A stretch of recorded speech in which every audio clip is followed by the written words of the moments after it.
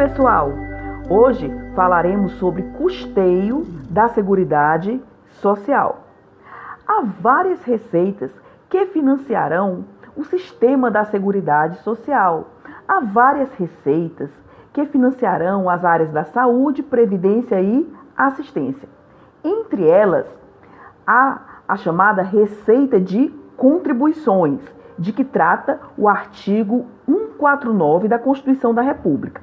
Se você ler 149, você vai ver que o ordenamento positiva uma série de contribuições especiais. Entre elas, temos contribuições destinadas ao sistema da Seguridade Social. Ana Paula, dê um exemplozinho, já que um exemplo ajuda muito. Dentro das receitas de contribuições que financiarão o sistema da Seguridade Social, nós temos, por exemplo, a COFINS, que é a contribuição para o financiamento da Seguridade Social. Nós temos também a contribuição social sobre o lucro líquido, entre outras. Esses dois exemplos que eu dei são decorrentes do artigo 149 da Constituição da República. São espécies de contribuições sociais destinadas ao financiamento da Seguridade Social. Bom, Seguridade Social é algo bastante amplo, representa um conjunto integrado de ações que visa atender as áreas da saúde, previdência e assistência. Esse conjunto integrado de ações, para poder funcionar, precisa de receitas e essas receitas financiarão várias despesas para saúde, previdência e assistência. E isso desafia um tratamento orçamentário. O que é que eu estou querendo falar? Que dentro do orçamento da União, dentro do orçamento dos estados, dentro do orçamento dos municípios, dentro do orçamento do Distrito Federal, nós temos receitas e despesas vinculadas ao sistema da Seguridade Social. Explicando de outra forma, a lei orçamentária anual ela é subdividida em 3 pedaços: orçamento fiscal, orçamento de investimentos estatais e orçamento da Seguridade Social. Dentro da lei orçamentária anual, nós temos o orçamento da Seguridade Social, que contemplará todas as receitas e todas as despesas para o sistema da Seguridade Social. Eu sei que você sabe, mas não custa recordar, que quando eu estou a falar de lei orçamentária anual, eu estou a falar de União, Estados, Distrito Federal e municípios.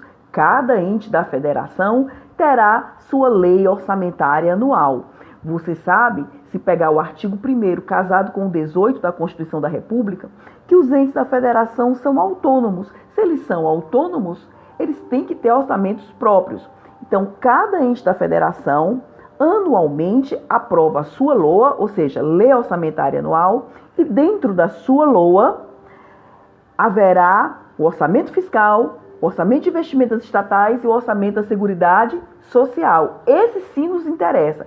O orçamento da Seguridade Social é um pedacinho da LOA de cada ente da federação.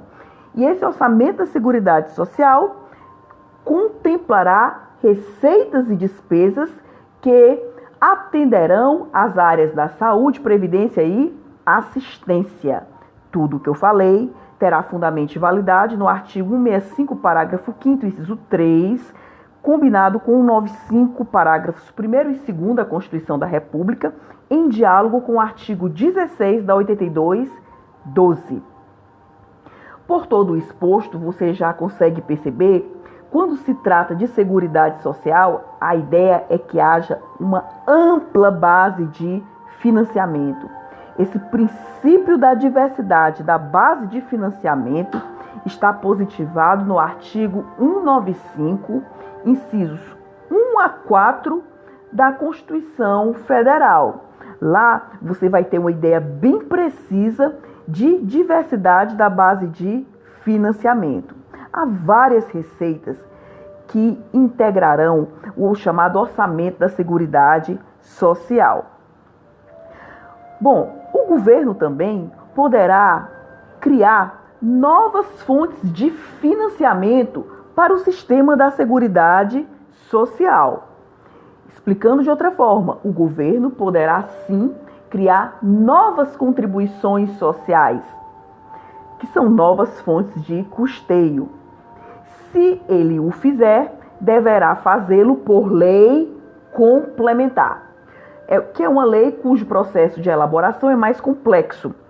Então, novas fontes de custeio para o financiamento da Seguridade Social são possíveis desde que a União o faça por lei complementar. E o que eu acabei de falar está no artigo 195, parágrafo 4º, casado com 154, inciso 1 da Constituição da República. Outro assunto que você precisa conhecer é o chamado princípio da precedência do custeio. Isso cai muito em concurso. O que é que diz esse princípio? Se o governo quiser criar ou ampliar algum benefício da Seguridade Social, ele necessita fazê-lo com equilíbrio. Ele só pode criar ou ampliar benefício para a Seguridade Social se ele tiver uma correspondente fonte de financiamento. Não há receita sem despesa. Então, se o governo quiser criar ou ampliar algum benefício ou serviço para o sistema da Seguridade Social, ele necessita mostrar para a sociedade de onde tirará esse recurso. Eis o princípio da precedência do custeio, de que trata o artigo 195, parágrafo 5º da Constituição Federal.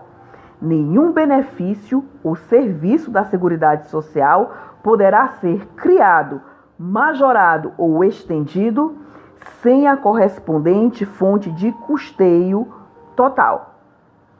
Outro tema bastante cobrado em concurso é o chamado princípio da noventena, que está no artigo 195, parágrafo 6º da Lei Maior vigente, que assim disciplina: as contribuições sociais só poderão ser exigidas após decorridos 90 dias da data da publicação da lei que as houver instituído ou modificado. Traduzindo, caso o governo crie ou modifique alguma contribuição social, ele só poderá cobrar essa contribuição social, só poderá exigir da sociedade essa nova contribuição social após 90 dias da data da publicação da lei que as houver instituído ou modificado. Modificado aí pode ser aumentado, pode ser ampliado, pode ser qualquer coisa. Então é muito importante esse princípio da noventena, que dispõe sobre a exigibilidade das contribuições sociais. Caso o governo institua ou modifique alguma contribuição social, ele só poderá exigir da sociedade após o transcurso de 90 dias da data da publicação da lei que a houver instituído ou modificado. Por quê? Porque a sociedade precisa se preparar para arcar com essa tributação adicional. Gente, o fato gerador das contribuições sociais nas ações trabalhistas observa o chamado regime de competência, e isso está no 43, parágrafo 2º da Lei 82/12. Esse assunto pode ser cobrado para a área jurídica, tá certo? Olha o que diz o dispositivo. Artigo 43, caput da 82/12. Nas ações trabalhistas de que resultar o pagamento de direitos sujeitos à incidência de contribuição previdenciária, o juiz, sob pena de responsabilidade, determinará o imediato recolhimento das importâncias devidas à Seguridade Social. Parágrafo 2º. Considera-se ocorrido o fato gerador das contribuições sociais na data da prestação do serviço. Eis o regime de competência. Em suma, nas ações trabalhistas, o fato gerador das contribuições sociais observa o critério da competência, já que o parágrafo 2º do artigo 43 da 82/12 disciplina que considera-se ocorrido o fato gerador das contribuições sociais na data da prestação do serviço. Gente, por hoje é só. Na próxima aula, estudaremos o que é empresa para fins previdenciários. Até lá, paz e bem.